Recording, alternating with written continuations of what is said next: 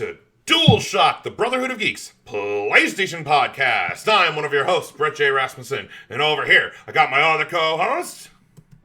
You got Spectre? Yeah! What is up, man? What is up?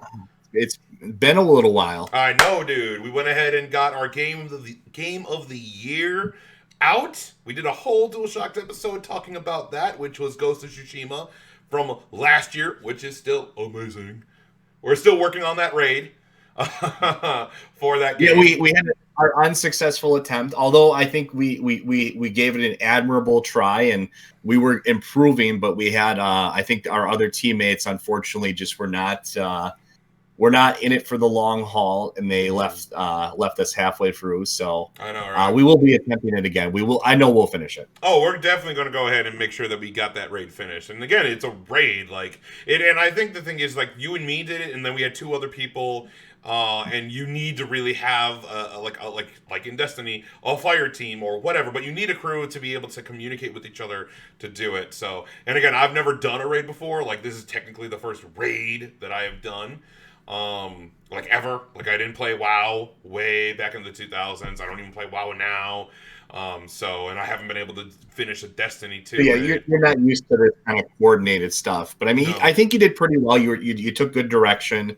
And I think the main thing is we were improving. Like, there were parts of it where we wiped, and then we came back and we finished that part, moved on. So we were making progress. It's just that I think they lost patience. And actually, one of the people we had with us didn't really communicate at all. He didn't have a mic, so that was a big problem from the start. But I think if we had if we get a couple of good randoms, or if we get another couple of our buddies in or something like that, I think we can take it out pretty quickly. Yeah, I get you there, but yeah, talk to me, Spectre. How have you been doing, man? It's been a bit. I know that we're now pretty much in March now, but yeah, tell me what's been going on, dude. Yeah, no, I mean, I've been bouncing between a lot of different things. In terms of what I've been playing. I mean, I've gone back and I've done. I'm looking at my PlayStation app here to kind of remind myself what I've been playing, because I've been for so much. I've been playing Final Fantasy X. That's sort of like one of my things on my bucket list, because I got like 2/3 of the way through the game back when I was a kid, and I'm playing it on the PS2, and then I just kind of stopped playing it. I don't know what happened. I just kind of like fell out of it for a while. Yeah. And I'm going through that. I'm going to try to get the platinum for it. It's not a hard platinum necessarily. It's kind of challenging, but it's a very long platinum. So I'm trying to get that eventually here. But that's going to take a matter of months easily to get that. I went back. This will actually probably surprise you a little bit. I went back and I'm actually going for the DLC for Spider-Man. Oh, wow. Okay. Yeah, no, I'm going through that. I'm doing the 3 DLCs and the other trophies that they added. Yeah. For 2 reasons. One, it's sort of a nice turn your brain off type of game compared to Final Fantasy, where I have to actually kind of plan things out. I'm at the point in the game where the enemies are not a pushover anymore, and I have to kind of actually sort of know what I'm doing and plan things a little bit. Yeah. So it's nice to have a turn your brain off type of game to play. And I also found that you actually get from a trophy perspective, you actually get a free platinum out of it when you play the remastered version on PlayStation 5. So it's actually it auto pops all the trophies for you. Yep. So if you have them done. Yep. So I've already transferred my my save. So what you have to do is you have to actually open up the game. And in the main menu, when you can choose your save file, you have to go ahead and there's a button that says import save or save it to the cloud or whatever it would be. You do that, and you have to do it on your PS4. Then you switch to your PS5, you start up the remastered version of the game, and then you're in the main menu and you can port over that save file, and it pretty much is exactly that save file, and the trophies just pop. I remember it just went bing, bing, bing, bing, bing, and it was great. I did not... Yeah. For me, I didn't do the New Game Plus on my PS4. So I'm at I think it's 98, 97%. I did do the DLC. I did the DLC when it came out on the PS4 at the beginning. So I already have those trophies all completed and everything. I just have to do New Game Plus, and you have to finish the game on New Game Plus on the hardest difficulty, and then there's like one other trophy I can't remember.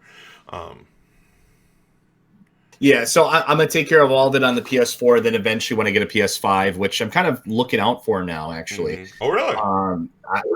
I will. Yeah, I'll get that taken care of because, well, really, the main reason I'm looking out for a PS5 is not it's not necessarily for any games that are on the PS5. It's mostly just to play games that are already on the PS4 in a better, better graphical fidelity or better frames per second. Like Tony Hawk is getting an upgrade. I was playing through that recently, and I'm kind of shelving it until I get a PS5. Same with Crash 4. Same with other games I was going to kind of dabble in, like. Some of them are pretty dramatic in terms of the difference in terms of play experience between the PlayStation 4 version and PS5. So there's really nothing on the PS5 itself like that's exclusive to it that I want to play right now. But in just really just playing PS4 games in a better like I said, better graphical fidelity or better frames per second or both. Well, like I for me, I want to actually go back to God of War 2018 on the PS5 and play it with the PS5 graphics and the updates and stuff. And yeah, so I mean, for me, actually, I have been. I went ahead and finished all of the single player. I got all the trophies for the single player campaign of Star Wars Jedi Knight 2 Jedi Academy, or Star Wars Jedi Knight Jedi Academy. I'm sorry, because it's Jedi Knight 2 Jedi Outcast. That's the one. The name is weird. Are you going to platinum that? I want to. I want to, but like you have to. I heard it had like some tough multiplayer trophies to it. You have to cheat them. The thing with the multiplayer trophies, you kind of have to cheat them. Like you need some actual like boosting for it. Okay. Yeah, you need some boosting for that. So, but I love that game. I replayed that game as a kid. Loved it.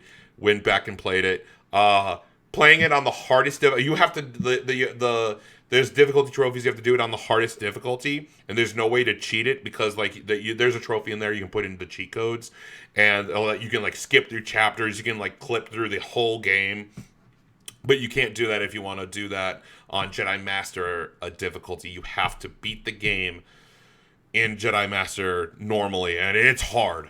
There were a few times where I'm like, all right, I'm done. I can't do this no more. I'm gonna drop this and come back to it tomorrow or later. Like, it was hard, but I did it and got done.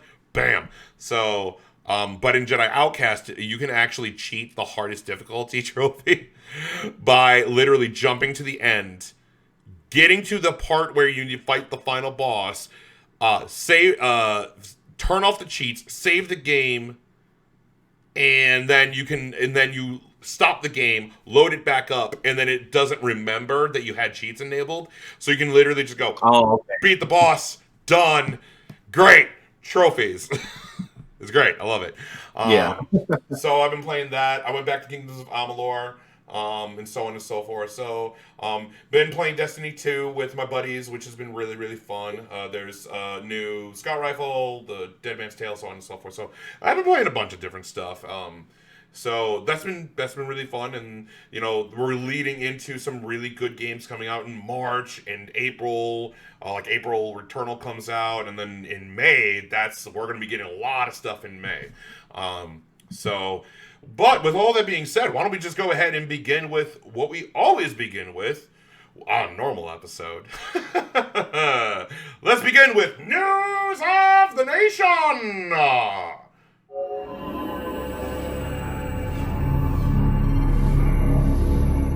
All right. Let's begin. So, first, the reason why we will begin with this is we had a state of play. Now, as you can see on the channel, and there'll be a little card right above there, which would be our reactions. Well, my reactions to the state of play. I had my own thoughts about each different game as it went through, and then the thing as a whole. And just to recap, I just thought it was okay.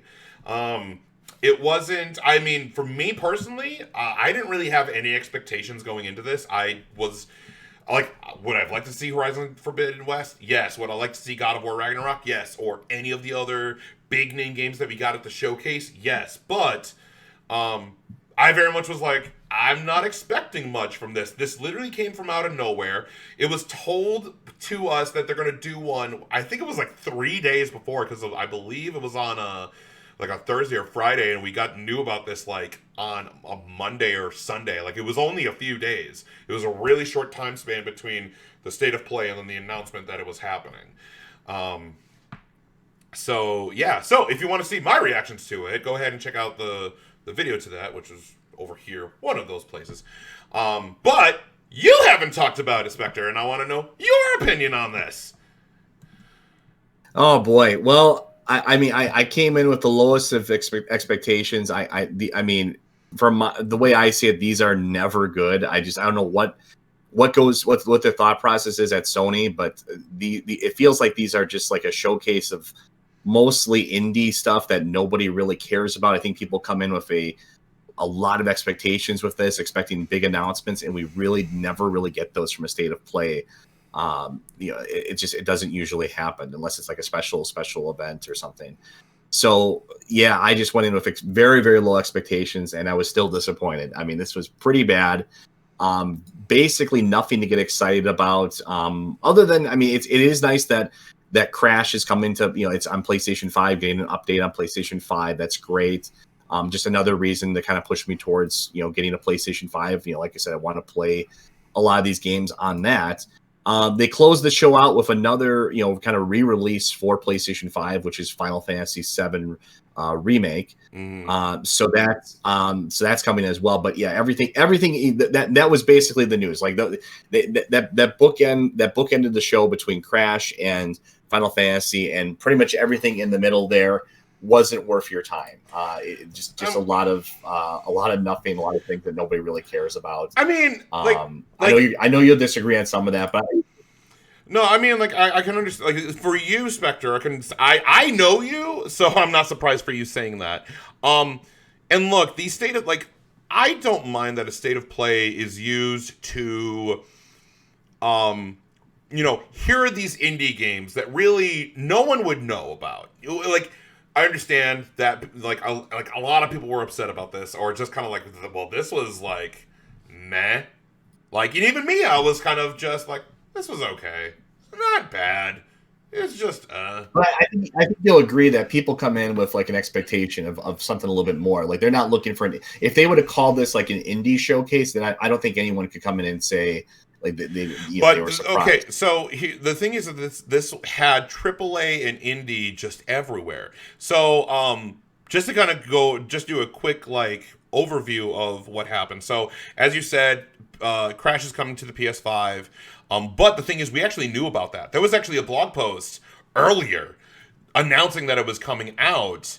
And by doing that, also, Tony Hawk Pro Skater 1 and 2 is going to be coming to the PS5 because Crashes. People wanted Tony Hawk also. So then that's coming to Series X and PS5 and getting those updates also.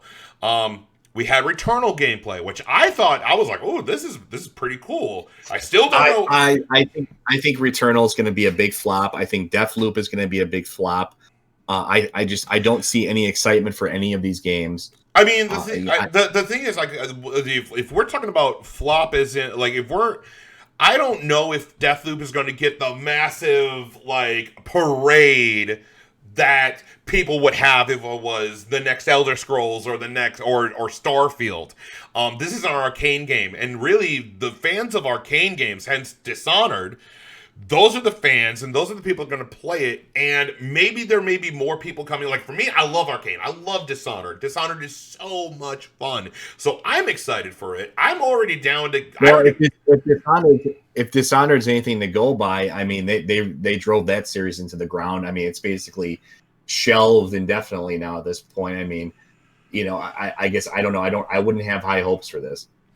I don't know. I mean, again, I'm already there for it. And again, if I find out this is bad, then, well, I'll be here to tell you that this was bad. But like, there was that. But the thing is, there was a lot of information we got where I'm like, we got Sifu, which is a PS5 only game coming out, and I'm like, what is this? Like, this looks cool. I like the art style, but what is this? This doesn't explain what the game is. Which was like an old like Kung Fu Master or whatever. We had Knockout City, which is just Dodgeball the game. We got Solar Ash, which that's more of an indie game, along with Knockout City, but like both of these were like, these are indie games. If you're down, you're down. If not, we got Five Nights at Freddy's Security Breach. That's a fan base that does care about that game. And I think it's great that is being shown on the PlayStation platform because of that. Like, there are fans and there are people who love Five Nights at Freddy's. I'm like about it. Yeah, I know you don't like it because you've already said I don't care. But like, and I mean, well, yeah, we're over the age of 17, so yeah, we don't care about it. But look, whatever. Like what you like. That's my whole thing. Oddworld Soulstorm is a very different game, and that's going to be also on Plus coming on in March. Or April, I'm sorry. I believe that's in April. I'm sorry. That's going to be in April. And then we got new gameplay of Kena Bridge of Spirits. That's a game I'm looking forward to. I love the art style. It looks so good. And then we got Deathloop. We talked about it. And then Final Fantasy VII Remake Intergrade. So this is a little bit crazy. So it's going to be getting the PS5 update and the graphics and everything. But also it's going to be getting a DLC chapter about Yuffie, I believe, in that. So the thing is about this is that you have to, in order to get this DLC, which looks like it's only for the PS5. Yes, that's I believe it's exclusive, I think. Yeah. So the thing is that you have to upgrade to the PS5 version first in order to even purchase the next chapter, the Intergrade chapter about it, I believe, because that's what it seemed like it was talking about in it. So that I'm a little bit, I don't know how I feel about that. I'm glad that we're getting another chapter, and I understand why, because this is PlayStation's way of going, of pushing the system. Now, the problem is that the systems are hard to find right now, but, I don't know. But, I'm glad we're getting, another chapter, because it gives you more of a reason of okay, yeah, play it on the PS5 and stuff. But, I don't know. It's just, Final Fantasy looks great. Final Fantasy VII Remake is a fantastic game. But I don't know. The problem is the PS5s are hard to come by right now, and that's kind of a big problem that we have. Yeah, so. I noticed that now that I'm actually looking for one to some degree. It's they are pretty tough to track down. So yeah, I'll grab one eventually here, but it's that's going to make it tough. So yeah, but State of Play was just okay. But yeah, I think you said I think you said your bit for that. Let's move on. Next topic.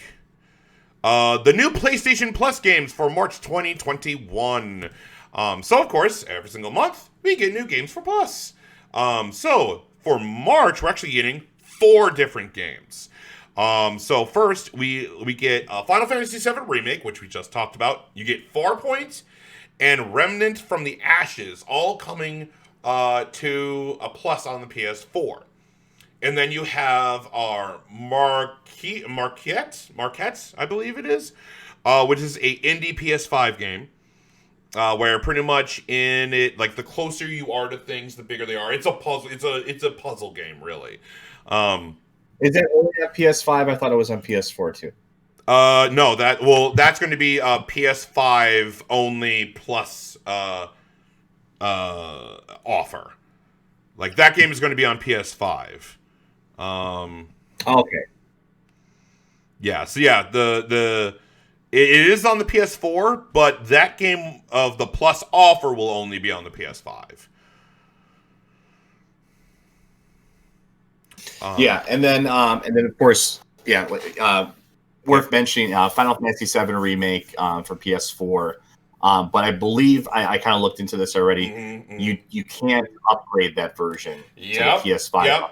Yep. So the plus version of Final Fantasy VII remake, you cannot upgrade it to the PS5 version. So, for example, if you do have a PS4 and a PS5, and you go ahead, get PlayStation Plus, and you go ahead and add it to your library and download Final Fantasy VII Remake, you cannot upgrade it in June, because that's when it happens. In June, you cannot upgrade the Plus version of that game to the PS5 version. The only way you can do that is if you already bought it digitally, or if you have the physical disc of the game. So that you can do the upgrade up, from PS4 to PS5.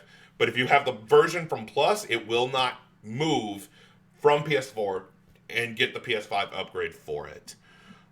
Which I'm like,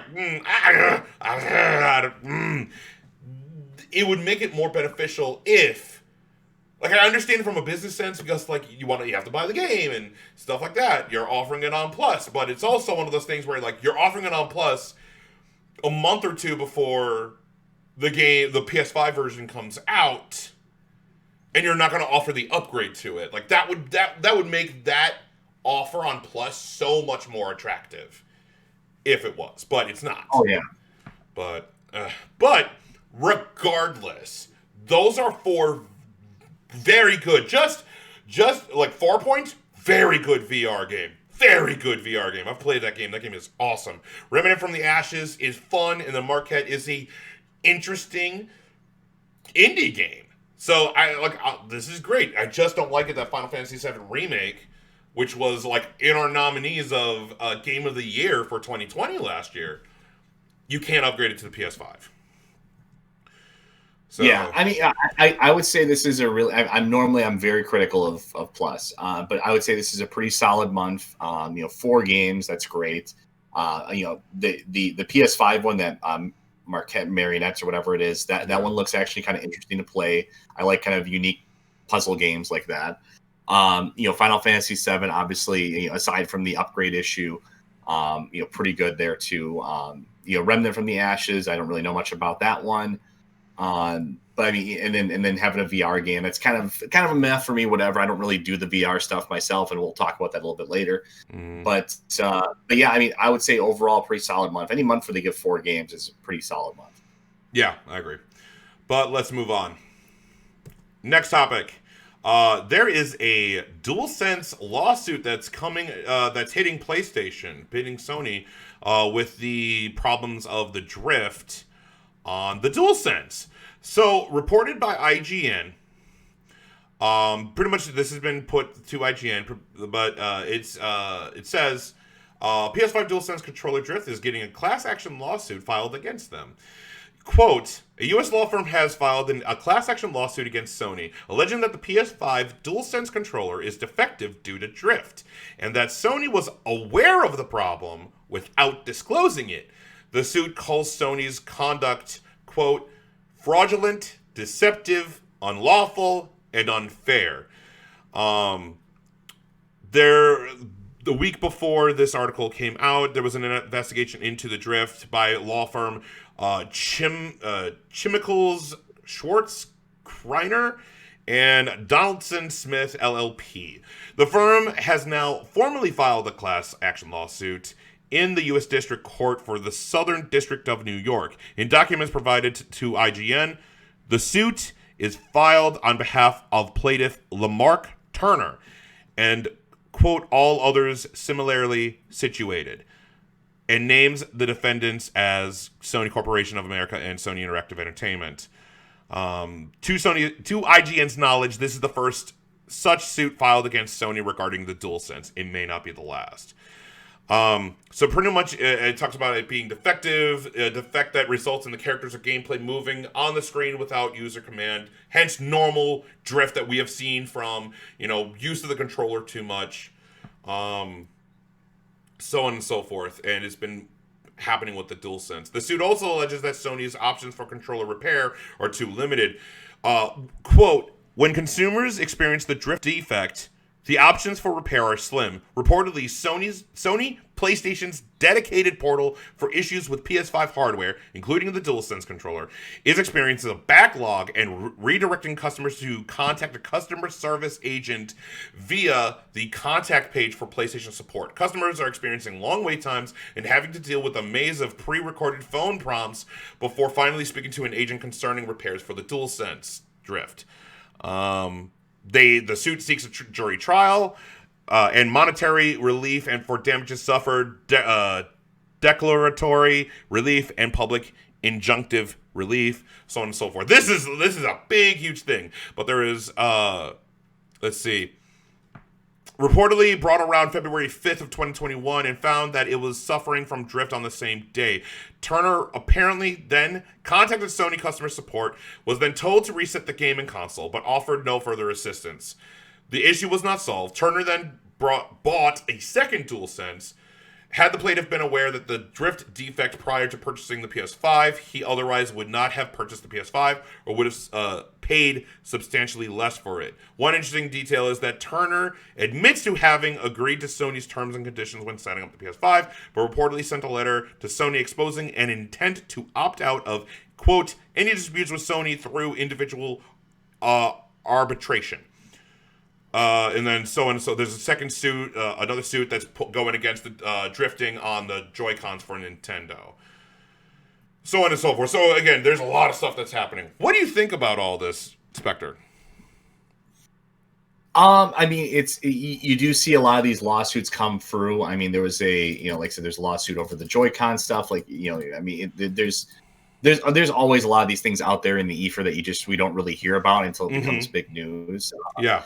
But yeah, I mean, it's kind of part and parcel of dealing with electronics, and especially new products. And it's actually kind of why I've started to move away from day one purchases of consoles and stuff like that. It's just because you do have that tendency to get burned on things, and it's just kind of what you have to accept. But at the same time, it's like that's what lawsuits are for, and it's part of it's part of life, essentially. So I don't know. I don't really have a strong opinion on it because it doesn't necessarily affect me all that much. But I don't know. What's your take on this? I mean, like, I understand where the plaintiff is coming from, like Turner, who is the plaintiff, where all this happened. I understand where he's coming from, where all he's doing is getting the runaround of, like, he calls customer service.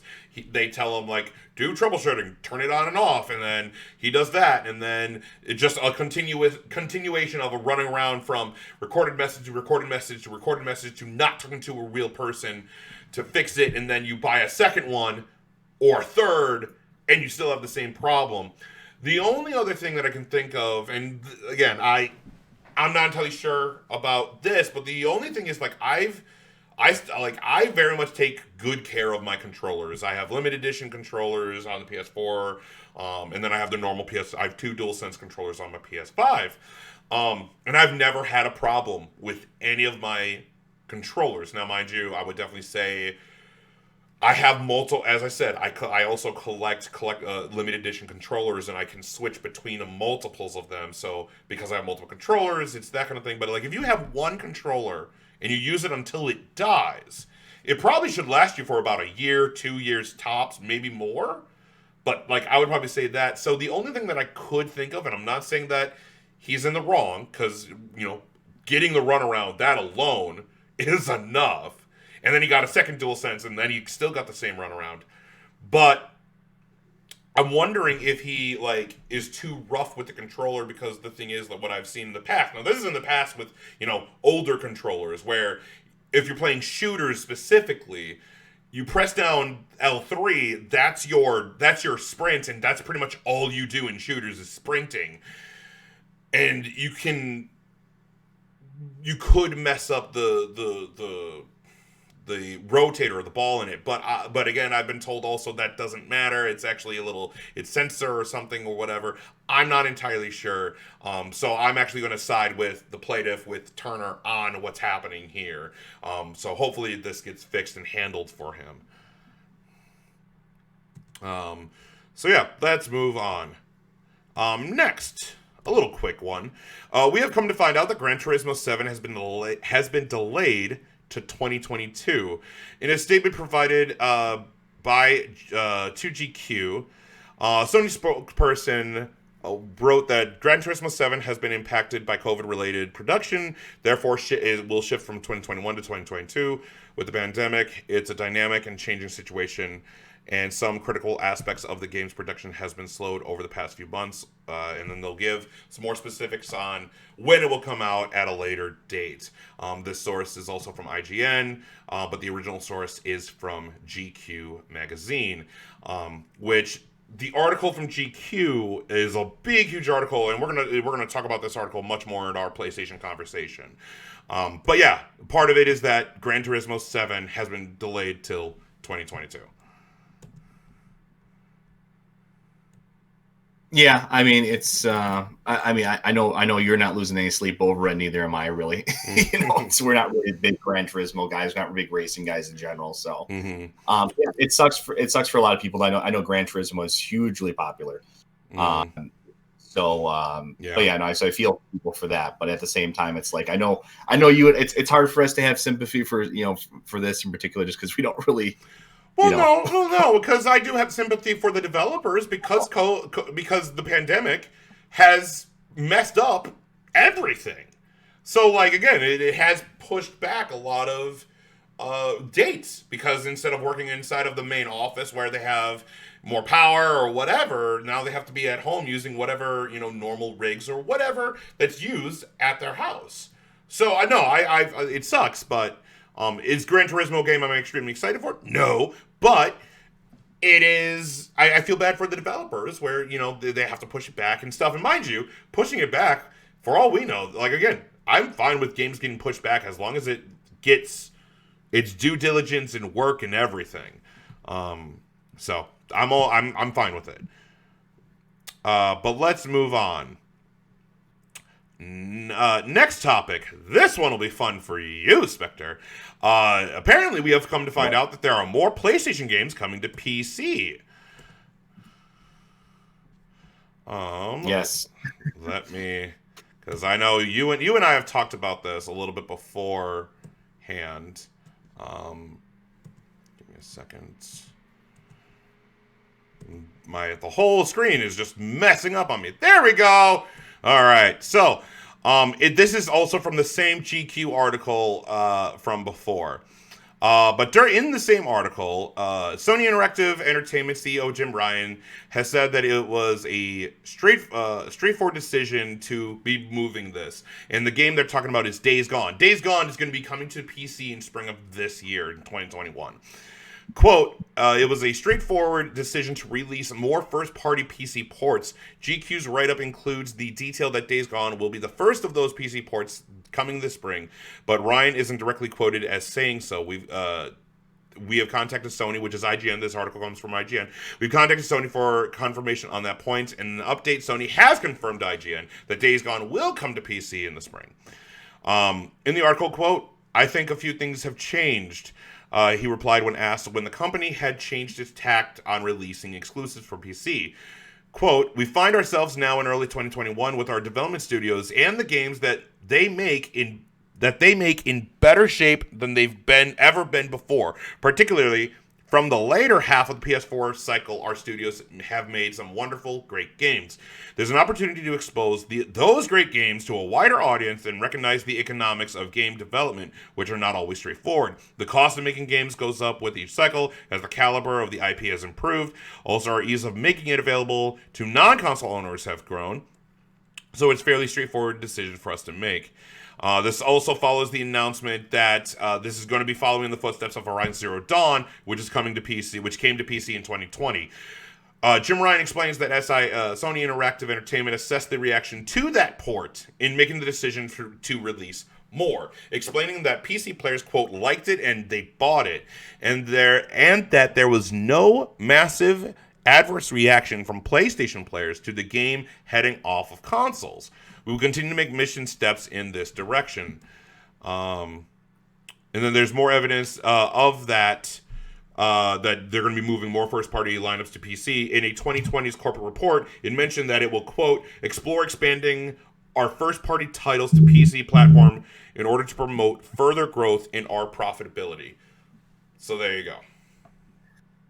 Yeah, and I mean, you and I have had a lot of discussion about this, but I think, like I said, I think this is a trend that's going to continue forward. And, I mean, there's a lot of different ways to look at this. I mean, for one, I understand it from a business standpoint. I totally understand it. In the short term, I mean, it makes them a lot of money. It's like, well, why not? It's the same logic Microsoft had. Like, why not just throw it on PC and we'll just make a bunch of we'll make even more sales out of it. So it's like, let's, by all means, let's do it. So I understand that perspective.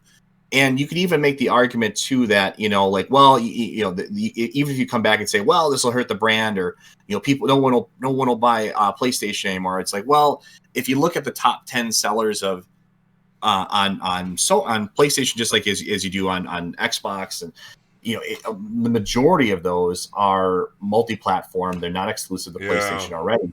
So I can see that argument. I really can. But I think where I kind of come back and I kind of caution is, I think we have to look at this from a long-term perspective. And to explain that, I mean, I think this is what Nintendo really understands really well. And it's the reason why Nintendo is so fierce about guarding their IP. They don't let it on pretty much any other platform. They realize that there's value in the brand, and this is something that I think Sony has built up over time. I agree. Since early on, this idea that there's these unique experiences that you can only really experience on that platform, and that's what keeps people coming back generation after generation. If you take that away, and it's like, well, I can just experience this on Nintendo, or I can experience this on PC or whatever. Then it becomes, when it comes, it won't affect things in the short term. It won't affect the sales of the PS5. But when it comes around to the PlayStation 6 or whatever the successor to PlayStation 5 will be, people might start thinking twice about it. And they might start thinking, well, I already have this. I can play this on my PC, or maybe this is ported to Nintendo now or wherever. It's like, why do I really want to get multiple devices? I think people will start to question that a little bit. I think you can't look at this. I know they've mentioned, they were like, oh, well, there was no adverse impact from it or whatever. I think that's kind of a little short-sighted. I think you have to look a little bit longer term, and I'm sure. I mean, like I said, these people are not idiots. They do analysis on this, brand analysis on this and stuff like that, and kind of try to see what the reaction would be. But I think if you look longer term down the road, maybe 5 to 10 years from now, it starts to become like, if this becomes like a pattern that holds true, if we start seeing not just like low, kind of ancillary exclusives like Days Gone or Horizon, but if we start seeing like God of War, Gran Turismo, all these big titles that Sony's known for, make their way over to PC, I think people start to question the what's the strength of the brand. That it's like, okay, well, there is no more only on PlayStation. I can experience these things on any system now. So it's like, what's really drawing me to this system then, And I don't want to get too deep into the weeds on this topic, because I very much feel like that we should definitely, this would be a very good PlayStation conversation for a future episode. Oh yeah, this is something that could be easily another whole episode. But to kind of counter, because I understand where you're coming from in the long term for that, I do have a bit of a counter to what you said about that. The only thing that I very much believe that PlayStation is doing better compared to Microsoft when it comes to the whole PC argument is the thing is that they're porting over or sending over games that are a year or two, or 1 or 2 years old from when they come out. Like, Horizon Zero Dawn came out in 2017, Days Gone came out in 2018, and it's now, like, 3 years removed from it, about. So, like, the game has been out, there's tons of story, and there's tons of gameplay and stuff. Like, the game has been spoiled, and I know where you're going to come from, Spectre, where you're just going to go like, well, whatever, I'll wait until then. But I think there is such a, like, FOMO is powerful when it comes to buying product and, like, when it comes to money and that kind of thing. Hence why I think PlayStation is still doing it better than Microsoft, because at least with PlayStation, they are still going, you want to play it first? Get it only on PlayStation. Now, I very much am in the old man thought of, like, how Nintendo is very protective of its IPs, like Donkey Kong and Zelda and Mario and so on, where it's only on Nintendo. You want to play these games, you have to get a Nintendo console. It's not coming to PC. It may be on mobile, but it's not the same game, or so on and so on. The thing is that Nintendo has never played the same game as Nintendo has never played the same game as Xbox and PlayStation. PlayStation. Well, not I'm sorry. I said ever since the Wii. I should say not recently. They were playing the same game for the first half of their experience in the console world. Well, with the N64 versus PlayStation, and then also Sega. Like, they fought Sega first, and then all of a sudden became PlayStation and the N64, and then you had the PS2, GameCube. That kind of, like, the GameCube very much felt like a system to compete against the PS2 and the original Xbox. And then you had the Wii. Like, the Wii very much felt so different, and since the success and the just lightning in a bottle success of the Wii, they went, oh, we can just go this way. We don't have to do it. We're going to go this way. And mind you, they did mess up with the Wii U, but the Switch, fantastic system. I love that thing. I love the Switch.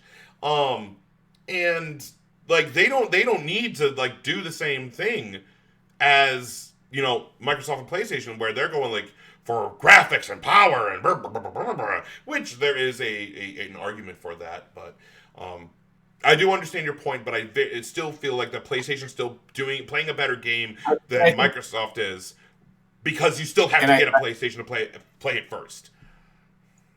For now, that's the key word. For now, and I think that's going to change. And if it changes, then I will go ahead and have a big, huge piece of humble pie, like. But right now, it's okay. But we will definitely come back to this topic later. But let's move on. Next topic is that the Play at Home initiative is coming back. Pretty much what happened is that last year, when the pandemic started, they were like, oh, Play at Home. Play at Home is pretty much, last year they gave us like 2 free games. I believe it was Journey and the Uncharted collection. This year, they're going to be offering 4 months of different offers starting in March. So on March 1st, you're going to be able to get Ratchet & Clank, 2016's Ratchet & Clank for PS4, free to download, and it's completely free. You don't need Plus, you don't need anything, you get it. As long as you add it to your library before the end of March, you have it, and it's yours, you keep it, it's yours. No Plus, no nothing. That's it. And then they're also offering there's a partnership with Funimation. They're doing an extended access to new subscribers for Funimation or Wakanim. It's Funimation in different areas. So they're extending. If you buy a month, I guess it's like for 2 months or 3 months or something. And that's the deal for March, and it's going to be for the next 4 months. So March, April, May, June, until June. So we're going to be getting, probably each month we'll get a different free game. Yeah. Which is pretty cool. I like that. Oh yeah, I'm sorry. What were you saying? I got nothing personally against that. I think that's actually a pretty good thing. It's like I said, kind of an extension of what they did last year. Yeah. Another quick one. On to the next topic. Pretty much Destruction All-Stars. What is the future of Destruction All-Stars? Pretty much, it's a free game on Plus. It was a free game for Plus in February on the PS5. And it's going to be replaced with Marquette for the month of March. And then in April is Oddworld. But Destruction All-Stars will be $20 if you want to buy it on PlayStation digitally, instead of like the $70 that it was quoted to have when the showcase was announced. And then a bunch of future content. So like in February, like in March, there's going to be featured playlists and double XP and new stuff for suits and characters and all this kind of stuff. So new challenge series, so on and so on. But really, the big thing is that this game will be $20 instead of the normal, instead of the 70 that it was going to be. But if you added it to your library on Plus last month, you're fine. That's why every single month, just add it to your library. It's yours. You have it. You keep it. It's yours. As long as you have Plus, you got it. So that's why, like, every month, regardless if you care about it or not, just add it to your library. So, yeah, I think the easiest way, what I recommend everybody does too, is have the PlayStation app. Mm-hmm. It makes it so quick. You don't even have to go. It's actually faster than going on the system. You can just go right in, and I just add them, at your leisure. It just makes it a lot quicker and easier. Yep. So let's move on. Next topic is that let's talk about this one. Here we go. EA has ended Anthem. EA has now killed Anthem. Pretty much from a blog post from BioWare themselves is that they are closing Anthem. They are not going to be doing Anthem next. Pretty much a huge article talks about it. I'll go through some little bits from it. But in the spirit of transparency and closure, we wanted to share that we've made the difficult decision to stop our new development and work on Anthem, a.k.a. Anthem Next. We will, however, continue to keep Anthem keep the Anthem live service running as it exists right now. They've been trying to, since the launch, they've been trying to act to improve the game, so on and so on. But during development, we were provided updates revealing some of the team's work through posts, so on and so forth, blah, blah, blah. But then 2020 happened, the pandemic happened, which then put everything out of whack. So they can't focus on it. And now, moving forward, they're going to be more laser focused on their efforts to strengthen Dragon Age 4 and the Mass Effect games, and continuing to provide quality updates to the Old Republic, which is the MMORPG on PC. So, yeah, this game is dead. This game has died. Like a horrible, horrible death. Yeah, I mean, to the surprise of no one. Like, it's we did an episode of Dualshock'd when that game came out. We reviewed it, and yeah, that was oh god, it was. I'm so mad. That game made me really mad. Yeah, that game was not good, and look, there was a fan base for that game, a very small fan base, but there were people who enjoyed it. But oh god, just Anthem. I don't like the development of it was a mess. The reveal trailer that we got of quote unquote gameplay that we got at E3 was nothing. Not even the game itself. I think they actually developed that game over the course of 1.5 to 2 years, where they had, I believe, it was 4+ to develop Anthem. It was ridiculous. The game, every enemy felt like bullet sponges, and it's just so yeah. And actually, to connect to that, we've also come to find out that EA has now removed multiplayer from Dragon Age 4. So, connecting to this comes from Bloomberg, and Jason Schreier, who used to be at Kotaku, who now works here. He has found out that EA, because of what has happened to Anthem, they are actually going to be more single-player focused because of the death of Anthem, because of how bad reviews and how broken it was and everything like that, regardless of how hard they tried to fix it, and I'm talking about the developers, still a broken game. The success of Jedi Fallen Order, with it being a complete single-player game, and so on and so on. Those are the two, and then Squadrons also being another single-player game that sold really well also. So both Star Wars games being complete single-player games, Oh, I believe Squadrons had multiplayer, but like Squadrons felt like a full game. But anyway, regardless, they're now, instead of having Dragon Age 4 being a live service game or focusing on multiplayer, they're going to turn it into a single player driven game, which good for them. Yes, I am so much happier to hear that. Because my lord, if Dragon Age was going to be a games as service, a live service game, no. Yeah, I mean, I'm not really a big Dragon Age guy, personally, but yeah, no, I mean, good on them. Glad to hear that. Yeah, so I am happy to hear that that's going to be happening, and just EA itself is going to be more focused on single player, and that's going to be better for them. Like, you can have your multiplayers, you can have your battlefields.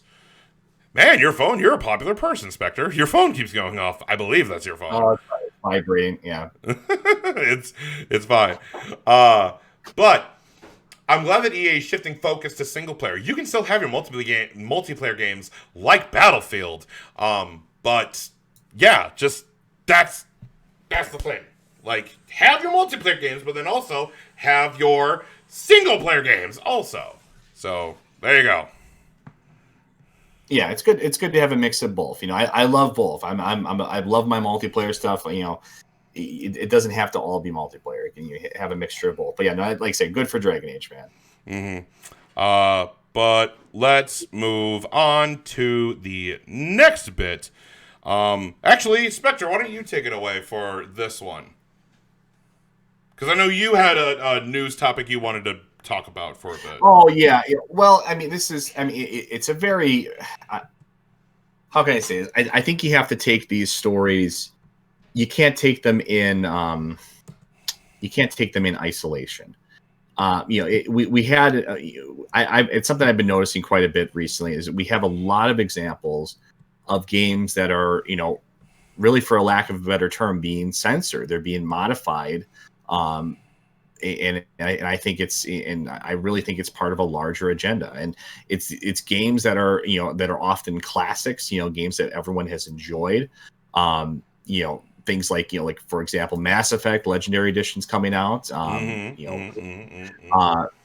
we and even more recent example of that, we have Diablo 2 Resurrected. We're seeing these very small, I'll admit it's kind of nitpicky, it's very small subtle changes that are coming to them, but I feel like it's part of a large, it's like we discussed before we started, I think it's part of a larger pattern. In the case of Mass Effect, there's numerous scenes in the game that feature a character named Miranda, one of the main characters in the game, and basically, there's shots in the game of her, I guess you could call them kind of almost leery shots that are focused on her ass, and those were in the original game, and now those are being modified and changed as to basically remove those for the the new Legendary Edition that's coming out.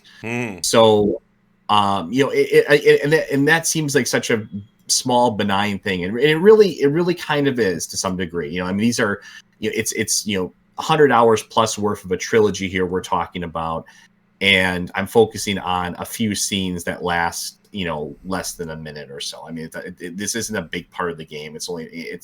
But it's part of a grander, pattern of behavior between this and, there's changes coming to Diablo, 2 Resurrected, where the Amazon character, basically has what can only be described as a man's face now for some reason. This is part of a larger pattern of things that we've been seeing, and I know you think it's kind of overblown.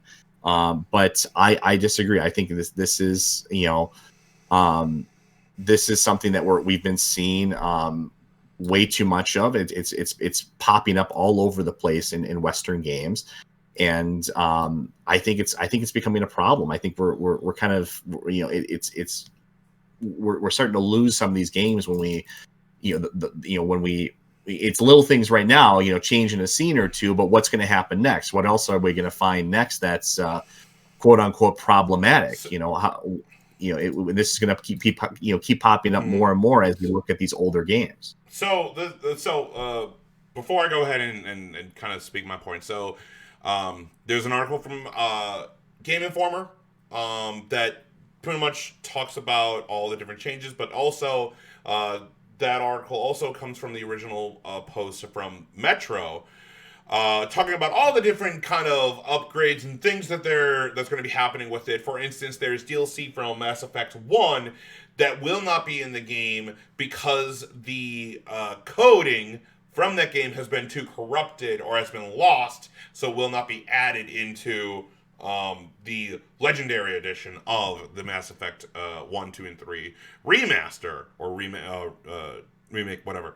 But then it also talks about how they're going to be changing some of the shots, especially with Miranda, where a lot of her butt is in the shot and things. And I went ahead and looked. I saw a compilation of kind of different butt shots because I wanted to understand what's going on here.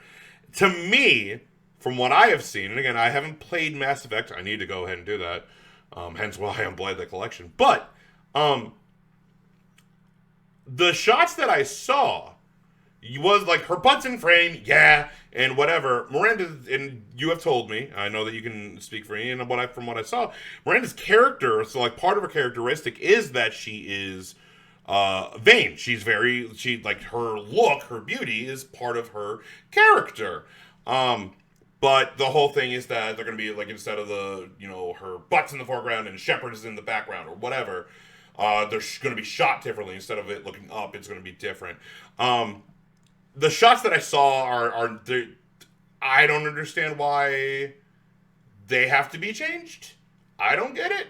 Also, I very much am I feel like this is being, for this specific article about, the Mass Effect thing, I feel like that everyone is blowing this up out of proportion. About, oh my god, they're gonna make the butt shots and they're gonna change her model and stuff, which no, that's not. The Liana, I'm sorry, let me just pull this up. So Liana Rupert, who wrote the article from Game Informer, she tweeted, quote, YouTubers and some sites are blowing this massively out of proportion, so let me clarify real quick. They are not changing her body. They are not touching her romance scene at all.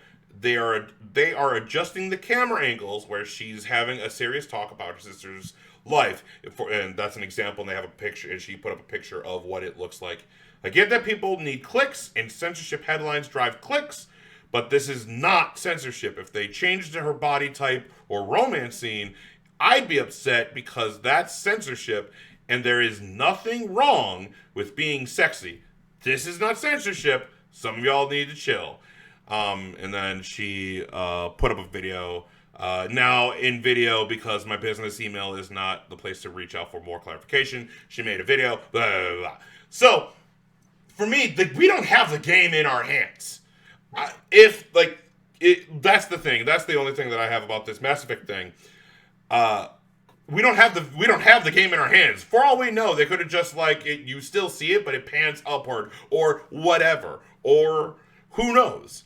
And like I said, you have to take these all as part of a whole. If you can't just focus on one incident, it's really, you really have to look at all these as part of a larger pattern. Mm-hmm. You understand what I'm saying? One game makes one change, whatever, in the grand scheme of things. We're seeing it across a multitude of games. Look, and you and I have argued over and over about the character design of Abby in Last of Us Part 2. I'm not going to go over that crap again. I have said my point. You have said your points. If you want to watch us argue, go watch any of our videos about The Last of Us Part 2. But I did see the kind of the for Diablo 2 Resurrected, which is the remaster for Diablo 2.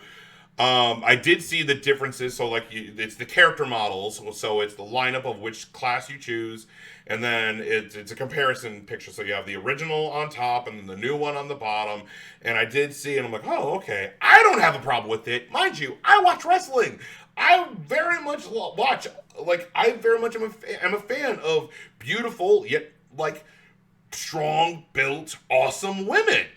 Like Big Swole, like Becky Lynch, like Sasha Banks, like Bianca Belair, like Britt Baker, like Hikaru Shida, so on and so on.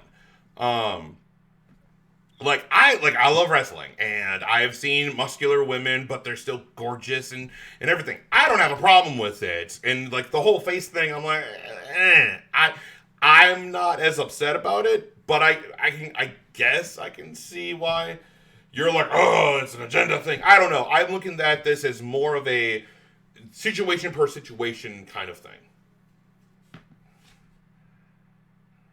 Yeah, I understand what you mean. So, I don't know. Another thing for us to argue about another time. Just a few more quick news topics. Let's move on. Next topic is that PS5 internal storage upgrades will be reportedly being enabled this coming summer. As a report close to Bloomberg is that a firmware update patch will arrive later this year and will allow them to players to upgrade the internal storage on the console with compatible M.2 SSD drives. And it launched with an upgradable slot, but has been unusable. The patch will finally activate the new slot, allowing players to improve upon the 667 gigs of storage available, because it's like 825 or whatever, and then because you have to use the system, it cuts it by like an eighth or whatever. So, yeah. So there you go. No, that's great. That's a major critique for the system right now, is that it's very low on storage space. So that's great. Yep. And then let's move on. Next article is that President Joe Biden and his administration signs executive order targeting America's supply chains in critical areas. This comes from Embassy News. Pretty much with the shortages of the PS5s, the Xbox Series X's and Series S's, and graphics cards, he's pretty much going to be cracking down on all of the different shortages that's been happening, along with other parts. But the executive order calls for a 100-day review to assess vulnerabilities in areas for improvement of supply chains for 4 areas: pharmaceuticals, rare earth minerals, semiconductor chips, and large capacity batteries, which those last two are used for video game systems also. It also calls for a The order also calls for a separate year-long review of 6 border supply chains: defense, public health, communications, technology, energy, transportation, and food production. Joe Biden has said that the solution to supply chain issues will be to increase domestic production in certain industries, as well as work with allies to prevent future shortages. Yeah, so pretty much it goes on and on and on. And also, pretty much the whole thing about this article is talking about how pretty much when the PS5 came out, we have had the reason why it's also in such in high demand and short supply is that we've had scalpers just use thousands and thousands of bots just to get these PS5s and then sell them for like $1,700 plus on eBay or whatever. And people will buy them because they want the PS5 and they don't care how much they're spending, which is stupid. And a couple of separate things there. Well, one, I mean, like I said, a president saying they're going to do something about it. What is that? What is that really going to mean? What was that really going to materialize as? So that's a big nothing burger. But onto the more interesting issue of the scalper thing. Like I said, I think it's more of it's kind of become more of a problem. Largely because of the circumstances of last year with the pandemic. It's pushed more and more people online that would traditionally be buying in the store. So I think that's kind of where it's also made it. It's made people that want to buy. It's kind of made the supply even more vulnerable to bots and scalpers and things like that. Now, for me personally, I like I said, I tend to take a much more libertarian view of things. I think in general. I do not like the idea of there's been talks in other countries about this government getting involved to regulate. Yeah, a scalping in the UK. This is gaining momentum, but pretty much a ban on scalpers. And that's kind of where it's been. There's a scalping ring or group who has been able to get over 2,000 PS5s to be able to just sell. And they've been boasting about it and being like, oh, look at this. And now that this ban, or people are like pissed off about them, these scalpers, it's laughable, absolutely laughable at how no, you shouldn't be calling us that. We donate our money to charity. Da, da, da. Like, what? Shut up. No, you're horrible people. No, I understand you're trying to make that money and stuff, but no, come on. Really? Come on. No, I don't think they're horrible people. I'm not a scalper myself, just for the record, but I don't think they're horrible people. I think it's a supply and demand type of thing, and this is just part of life. I mean, I don't really see how unless you move to some kind of Soviet style planned economy, I don't see how you get around this. I'm talking about, but fine. I understand, capitalism. It's the supply and demand stuff. I get it. I understand that. But what I'm talking about is you go ahead and use bots to buy over 2,000 of these systems, selling them for $1,700, and then you go, hey, well, look at these PS5s are gone. Look, what? Shut up. I don't know. It that whole thing of how boasting they are and how full, it just infuriates me, and it sucks because I very much want these PS5s in the hands of people who want to play, instead of just buying them and then selling them for no reason. It's ridiculous. Also, in the same GQ article, which we're about to talk about, Ryan has said that the semiconductor shortage was one of the main issues affecting PS5 production. With the semiconductor chips in short supply, it's tricky for automobile, phone, console, and PC hardware manufacturers to operate at full capacity and get their products into the hands of customers. AMD's chips power both the next-gen consoles and CEO Lisa Su has raised similar concerns during the company's, which is Sony's, Q4 2020 earnings call, forecasting chip shortages to last throughout the first half of 2021.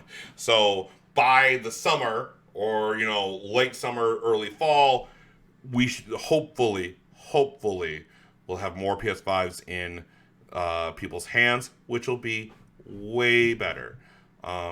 It's again, the COVID has made scalping even a bigger problem than it is, or there needs to be something done, and I'm not a fan of scalpers. If that makes sense. Sometimes you just leave. I think that's a very dangerous mentality. Is that just because there's a problem, sometimes there's always going to be problems in the world. Let's put it this way: that you're not going to be able to solve everything and change everything. It's just not how the world works. You know what I mean? So it's just, I think it's a dangerous mentality to say that, we always got to do something. We got to pass a new law for, or we got to do something for this. I mean, it's just that's a very dangerous mentality. I understand. I can see where you're coming from, mind you. I know you, so I know you personally. It's a slippery slope, and I think that's what I feel like that's what you're afraid of, or that's what you're worried about. It's a slippery slope to, take an inch, get a mile kind of thing. How far is too far? That kind of stuff. And again, this will probably be another thing that you and I could discuss about scalping and all that kind of stuff. But yeah. Any other thoughts, Spectre? No, like I said, I just would exercise some caution there. But yeah.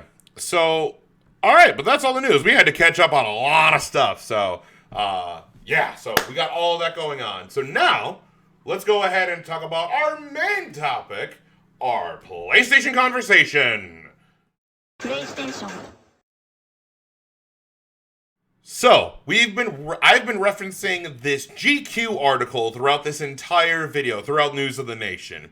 And the reason I've been referencing it, because they're Jim Ryan, who is the head of Sony America, He's been talking about different things about the Days Gone coming to PC and the shortages of chips and everything. But another big thing, and probably the biggest piece from this article, is that Jim Ryan has talked about and has announced that they are working on a PSVR 2. They are making a completely new VR format made for the PS5.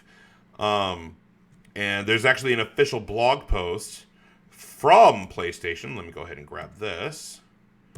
Bam. So, introducing the next generation of VR on PlayStation.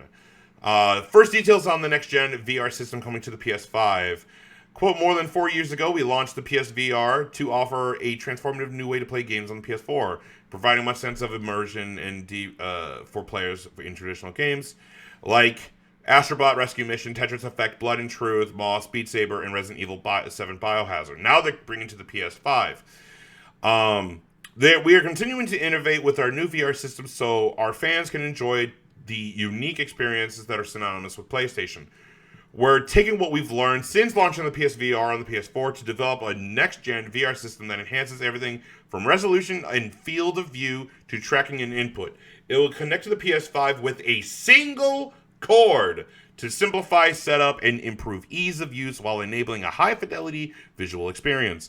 One of the innovations we're excited about is our new VR controller, which will incorporate some of the key features found in the DualSense wireless controller, along with a focus on great ergonomics. That's just one of the examples of future-proof technology we're developing to match our vision for a whole new generation of VR games and experiences. There's still a lot of development underway for the new VR system, so it will not be launching in 2021. But we wanted to provide an early update to our fans as the development community has started to work creating new worlds for you to explore. We also want to thank all the VR players who have continued support with upcoming games like After the Fall, Sniper Elite VR, and Humanity. And there's more coming to the PSVR, whether you're on PS4 or PS5, so on and so on. Yeah. So we're working on a PSVR 2. And in the GQ article, it's a big, huge, all the sources are in the description, like they always are. He talks about why buying a PS5, what's holding back production, and he talks about the PSVR 2, and so on and so on. And he also talked about why did, the PS5's launch lineup was very bullish. Will there be a similar, big, multiple big games coming to the PSVR 2, and so on and so on. So yeah. So talk to me, Spectre. Yeah, well, I mean, I've talked before about my criticisms of the PSVR. The original PSVR. Yeah. I am, and I'm speaking from experience of it. I am an owner of it. I really went in it very optimistic. I love new technology. I love new ways of. I'm very into that. I'm not somebody. I'm kind of prefacing things by saying I'm not someone that is necessarily out to get this. And that's not why I'm critical of it. I'm speaking from experience. But yeah. I own it. I still own mine. I've played many different types of games on it. I think the idea of it is very neat. It's very novel. It's very cool. I'm not quite convinced it's the future of games. I think it has a lot of major drawbacks to it. And I'm sorry to interrupt, but I don't think there will ever come a time where the future of games is going to be that kind of thing. I think we are very much more have been indoctrinated into controller TV, pick up a controller, start, play, go. Unlike with I think the future of gaming it's more of a buzzword than legitimate future. I think it is, but it's more of a buzzword than and I think I always try to be specific with why I criticize something. I don't want to just say I hate it when people just say I just don't like this or yeah. I mean sometimes that's okay, but I like to be specific with my criticism when possible. That's why that's why, even when we were doing the game of the year, I don't like talk about games I don't play, but for VR, like I said, I've played it quite a bit. There's really, I would say, 3 major drawbacks to it, and I'll go for those really briefly. Now, First one, just to reiterate, you're talking about the VR in general or the current PSVR? the VR in general. Okay. I'm not talking about not talking about the PSVR 2 that they're making now. I'm talking about the original. Okay. So the three major drawbacks, just to go for those really quickly. One, and I think this is where the PSVR 2 will probably, have things sorted, is on the graphics capability. Yeah. Graphically, the original PSVR just is not there. It just wasn't powerful enough. And I think this is probably where I'm most optimistic for the VR 2. Mm-hmm. The other 2 issues were it really lacked a kind of killer IP. It lacked a game that was like really a must-have. There was nothing that was really like that really blew me away on it. And then the third issue, and really the most important issue, in my opinion, and what really keeps me from playing it, and I think a lot of people from playing it, I know it's a pretty common issue, is the motion sickness and the issues it causes when you actually play this thing for any significant amount of time. And I mean, for me, it's gotten a little bit better as I've used it more, and most people report that as well. Mm-hmm. But it still is a very significant issue, and it really is the same problem that a lot of games have had since the dawn of motion controls. And the thing is that games are usually meant to be more of a relaxing experience. Do I want to play something where I have to put on a VR headset, have a special controller for it, and then on top of all that, I get motion sickness out of it, I have a bad headache, and you feel dizzy because of it? Is that worth the novelty of the experience? And I think for a lot of people, the answer is no. And I don't want it to be that way. I'd love for it to get better, and I'm optimistic for the VR too. But I think it's going to be something that I'm going to get. I think for me personally, it's not. I'd be much more interested in getting a PlayStation 5, the system itself, and playing traditional games on it, rather than rushing out for just the VR portion of it. Like that one. Yeah. That'll be something I'll probably get the VR 2 down the road. It's not something I see myself getting, day one or even year one. Mm-hmm. Now while you were talking about it, I actually looked behind me at the collection of games I have. So I was like, okay, so what you talked about how the PSVR doesn't have what is it, like what did you say, a like IPs like a killer must have game. And like the thing is, like, when they announced the PSVR, or within the first year, I think the biggest game to come with it was Resident Evil 7 Biohazard. Like, you can play that game normally, which is great. I'm glad that you can play it 2 ways. It's either play it normally with the controller and it's still in first person, or you can do it with the VR. Like, part of it, like, Capcom and Sony worked together to be like, all right, we want have a VR mode, be able to play this game top to bottom in VR, which you can. And it works great. Like, it's not like messed up or broken or whatever. It actually is really good. So it gives you a bigger sense of fear if you use it in VR. Another game that I would believe personally that I think is another really good IP is Marvel's Iron Man. I think that's a big one. There are other fantastic VR games like Farpoint, as I have talked about before, or Blood and Truth, or Astrobot Rescue Mission. That game is fantastic fun. There's a bunch of different ones that are on VR that are definitely really good. I think it's more. I can see your point because there's a VR mode for Final Fantasy 15, I guess. Like, there have been VR modes and apps and things that are connected to different games and so on.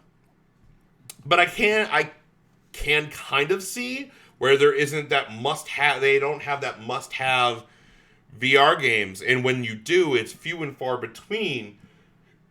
And I didn't see Sony promoting Iron Man, like Iron Man VR on TV. Like when I'm watching All Elite Wrestling on TNT, before Marvel's Iron Man came out, I didn't see any ads for it on TV or even on YouTube or whatever. So maybe there's a marketing problem with that too, where Sony has done this before with the Vita. Like when they had the Vita, they promoted it and like, hey, get the Vita and like get this and get that. Here's Uncharted Golden Abyss, and we partnered up with Activision. They're making a Call of Duty game for the Vita, and Ubisoft. They're going to be doing Assassin's Creed Liberation, and Guerrilla Games is going to be making a new Killzone game, and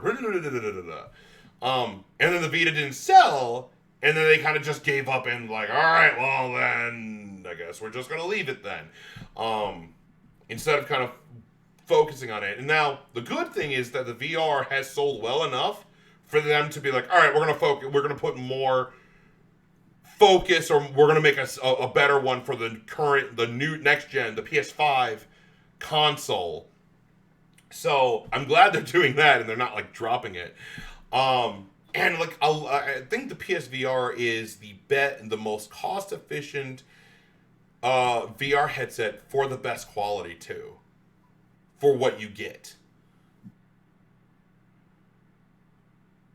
Yeah, I think I'd agree with that. I mean, it is for what you're getting out of it. Yeah, very very cost effective.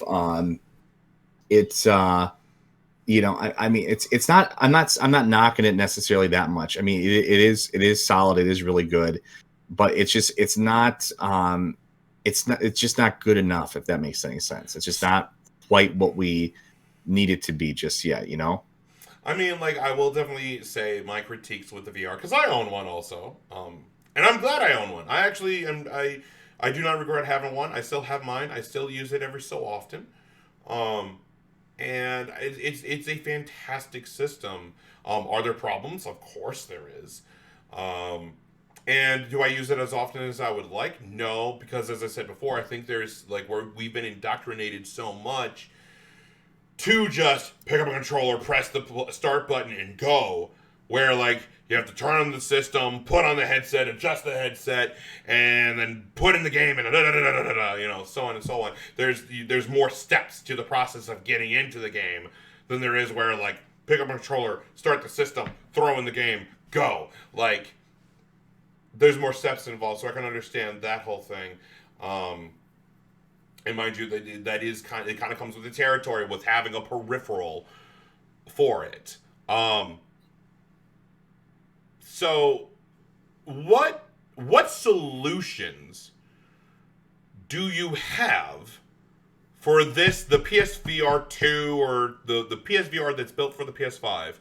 What solutions would you have for Sony to make this you want to buy the PSVR? You want to buy it day one. You have to get it day one, or so on and so on.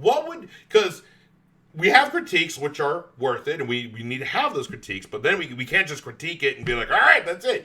Have solutions to problems. So if we were, head of Sony, or if we could have it our way, what would you do to fix the problems, or, what are the solutions to the problems that you brought up, or any other problems? What would you do? I mean, right now, I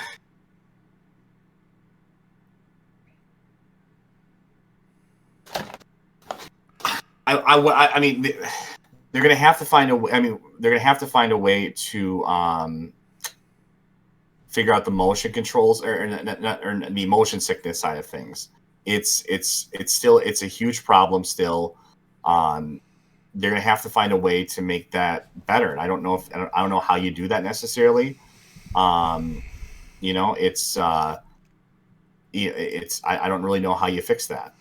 The only way that I can think of fixing that is because if you're standing up playing VR, because what I have found is when I've played different VR games, because there are games where you don't really need to be standing up and turning your entire body around. It's really your head and You can turn your head in a pretty much from 90 degrees to 90 degrees. You can turn it all the way around, but you're not needed to like stand up and like do things. It's more of like you have the VR headset to really look around, and then you have the DualShock 4 in hand, or maybe you have the, you know, Move controllers or whatever.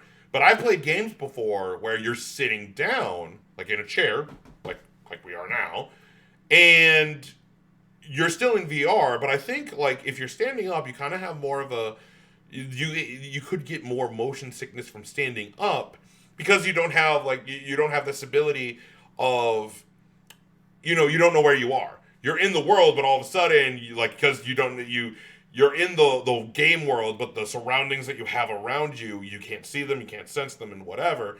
So you're playing Marvel's Iron Man, for example, and like you're zooming through, you're Iron Man, you're flying through the city and stuff like that. So your eyes are seeing what's happening, and your eyes are going, okay, we should be feeling like this, and your body goes, no, we're not. We're standing in one spot. And that's kind of what motion sickness happens, is that your eyes are seeing something different than your body's not experiencing. But I think with like if you sit down in a chair, your body goes, okay, we're here. There's like, it's kind of like being in a roller coaster. You have, you know, you sit in a chair, you have things on you, and you go and stuff, even though your body is going so fast, you're going up, down, and it's blah, blah, blah, blah, blah.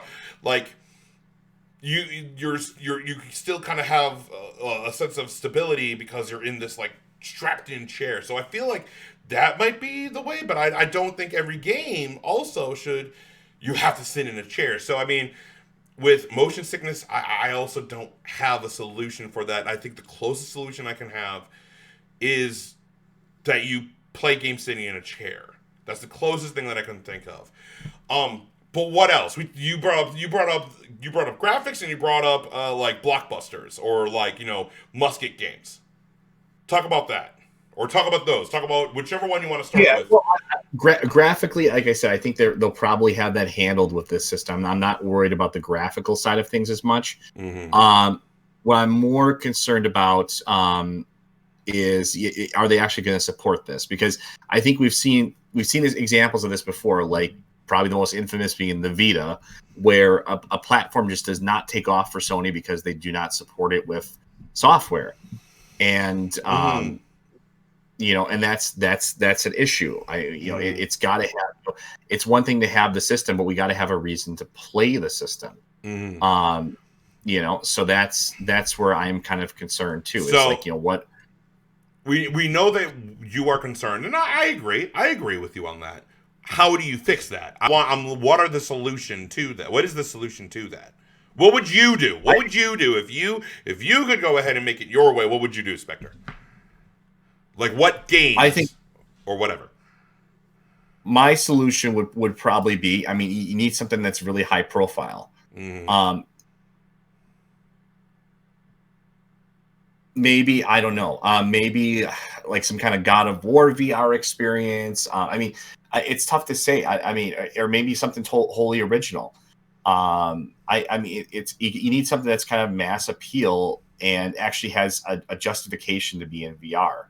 And I don't know. It's tough. There's not an easy answer to it. So I mean, I agree, because you need good IPs to kind of sell. Like again, I know you disagree, but the PS5 launched with, you got Marvel Spider-Man Miles Morales, which is amazing, and then Demon's Souls. Holy crap. Those two exclusives, those are big blockbuster names. Whether you agree, whether you want to play them or not, like those are big names. So like if it was me, if I had to go ahead and be like, all right, what game would I do? I would definitely say, like, because Resident Evil 8 Village, it comes out later this year, and then the VR comes out next year. I mean, keep in mind they already did a Resident Evil thing with the VR as well too. I understand, but that was a good reason. I don't know how many people. I remember when they got announced. I remember hearing I don't remember how many people talked about, dude, I need to get this. I want to play this on the VR and stuff like that. Like horror games are really good in a VR environment. So at launch for the PSVR 2 or whatever they call it, the one for the PS5. One of the launch titles would be a complete edition of Resident Evil Village. I think that would be really good. Kind of sticking with what they did with the first VR, going with that. And then, I think they should, like, it would be crazy, but I think they should do a Spider-Man game. I think they should do, like, it's yeah. That wouldn't be a bad idea. You can partner up with Insomniac and do like a Spider-Man game, and the way it works is that this VR game connects and goes because it connects from Marvel Spider-Man 1 from the PS4 to Miles Morales to then this. So this is the next step in the story, which then absolutely leads into Marvel Spider-Man 2, or you can do it in the reverse, where Marvel Spider-Man 2 comes out before the VR, and then your launch title is whatever happened. It involves the story after Marvel Spider-Man 2, if it comes out, depending on timeline and stuff. That would be really good, and that would be a big blockbuster that would do that, and people would be like, I want to swing like Spider-Man, and with the, what they want to use with the haptic, like the DualSense, the new controllers that you'd really have to get the motion sickness part taken care of there, because that would be, I mean, I could just imagine, swinging around as Spider-Man and dealing with the motion sickness. See, and I get you there. So, I mean, that could be a good answer. Another one, I'm like, Moss is really good. I think some kind of shooter, maybe using Uncharted, or maybe a new IP entirely. I'm not entirely sure. I don't know, but like, I agree. They need some big, like, blockbuster like games for that. That would be very helpful in order to push it. And then graphically, of course, 4K can do native 4K through the headset. It's going to do the 3D audio because that's using the Tempest audio technology that they have been pushing. 60 frames because that's a big thing. I don't know if that's possible. But again, it's the standard, what everyone wants is native 4K 60p or 60 FPS. So like, you have that when it comes to its graphics. I love it that it's one cord. Thank you, God. It's gonna be one cord instead of like the you have one cord from the VR, but then it splits into four and you have to like plug it in different ways, and it's a mess. And let's hope that you don't need like a converter box. You can literally just go from headset to system. That would be great. That would be nice. But yeah, I mean,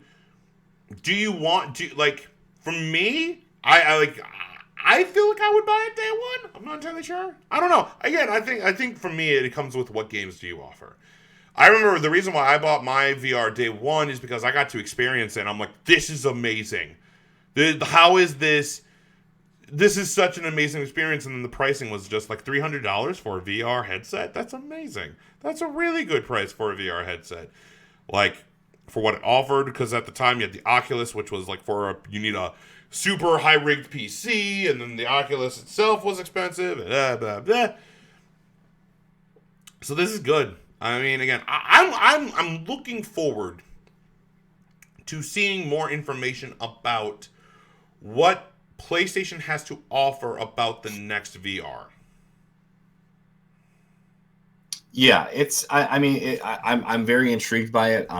Like I said, just based on my experience of the first one, though, I'm not like falling over myself over it. You know what I mean? But yeah. It's at the same time, I do want to see how it turns out. For you specific, one last thing before we end this.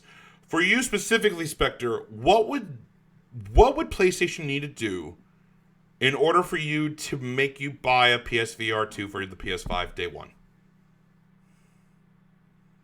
Oh wow! I mean, it would have to really blow away in terms of just the specs of it and everything. It would have to just be specifics. Give me specifics. Like this is what I want. It would have to it would have to counter my 3 points. Graphically, it would have to be very impressive.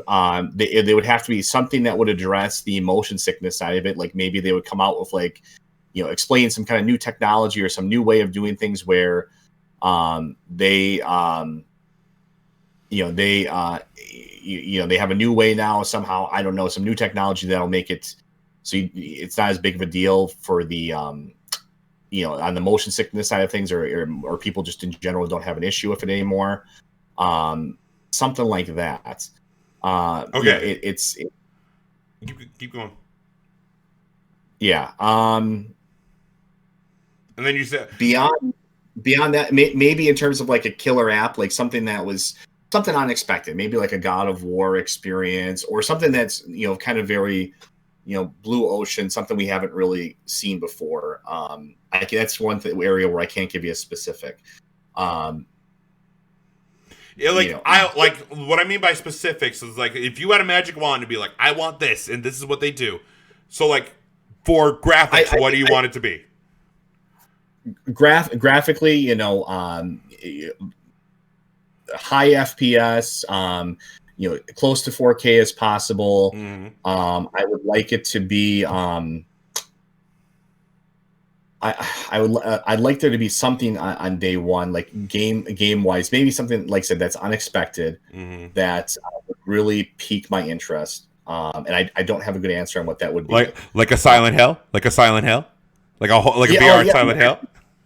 That would be interesting. I mean, that wouldn't necessarily be like good or great or anything, but that would definitely get my attention. Yes. So a Silent Hill could be one. It could be it. Beyond that, I'm trying to think of what else. I just don't have a ton of other good answers, really. And again, that's fine. I wanted you to kind of just really like magic wand. I have it my way. Bam. Like for me, it would be like I would probably go for something from Marvel Spider-Man because I think Marvel's Iron Man was a good step in the right direction for like a VR game. Or you can do a shooter like Farpoint. Blood and Truth is really good.